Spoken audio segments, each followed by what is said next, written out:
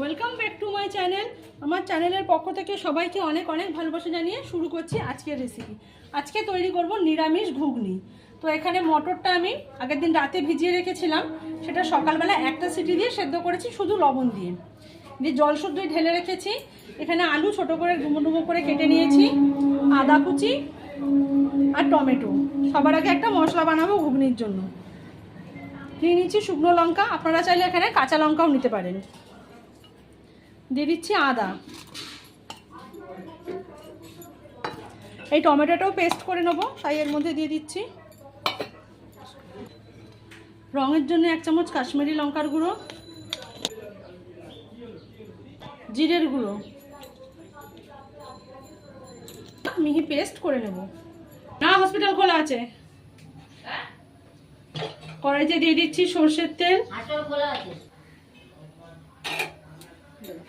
গরম হয়ে গেছে, প্রথমে ফোড়ন দিয়ে নেব। দিয়ে দিচ্ছি তেজপাতা, একটা গোটা শুকনো লঙ্কাকে 2 টুকরো করে, অল্প একটু সাদা জিরে,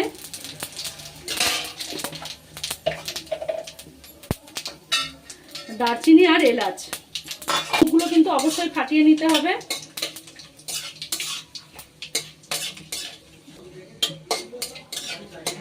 এবার এর মধ্যে দিয়ে দেবো কেটে রাখা আলু।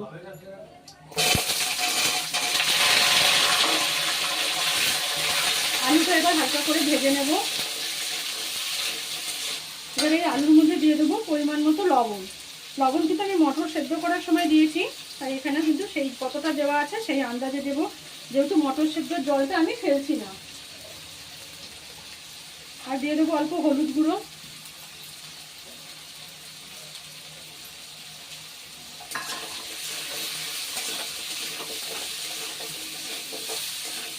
এই নুন আর হলুদ দিয়ে কিন্তু আলুটা আরো একটু সময় ধরে ভেজে নেব। দেখুন আলুটা কিন্তু ভাজা হয়ে এসছে, খুব বেশি ভাজার দরকার নেই, হালকা ভাজা হয়ে গেছে। এবার এর মধ্যে দেবো যে মশলার পেস্টটা আমি তৈরি করে রেখেছিলাম, সেই পেস্টটা।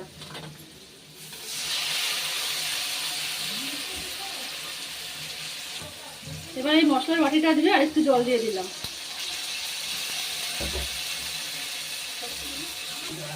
এবারে আলু মশলাটার সাথে ভালোভাবে কষিয়ে নেব।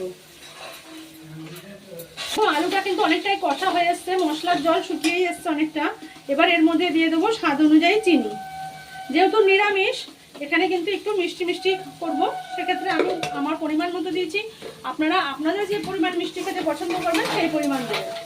এবার চিনিটা দিয়ে আরও একটু সময় এটাকে ভালো করে কষিয়ে নেব। আলুটা কিন্তু সম্পূর্ণ কষানো হয়ে গেছে।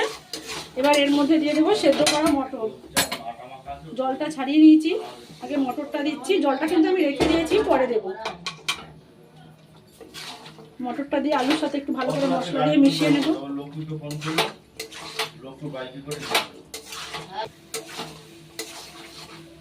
দেখুন মটর দিয়ে আলুর সাথে কিন্তু ভালো করে একটু কষিয়ে নিয়েছি। এবার এটার মধ্যে আমি ওই মটর সেদ্ধের যে জলটা রেখে দিয়েছিলাম সেই জলটাই আমি ঢেলে দিচ্ছি। এই যে দেখুন মটর সেদ্ধ করার জলটা আমি আলাদাভাবে রেখে দিয়েছিলাম, কেন মটরকে আমি ভালো করে ধুয়ে ভিজিয়ে রেখেছিলাম, আবার সেদ্ধ করার আগেও আমি ভালোভাবে ধুয়ে নিয়েছি।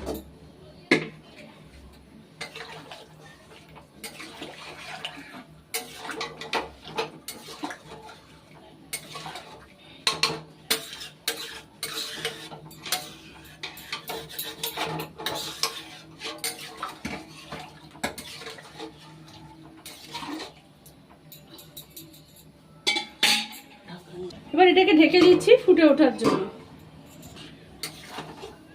ঘুগনিটা কিন্তু দেখুন ঢাকা খুলে দিয়েছি, খুব ভালোভাবে কিন্তু ফুটে গেছে। আর মটর তো আগে থেকেই সেদ্ধ, আলুও সেদ্ধ হয়ে গেছে।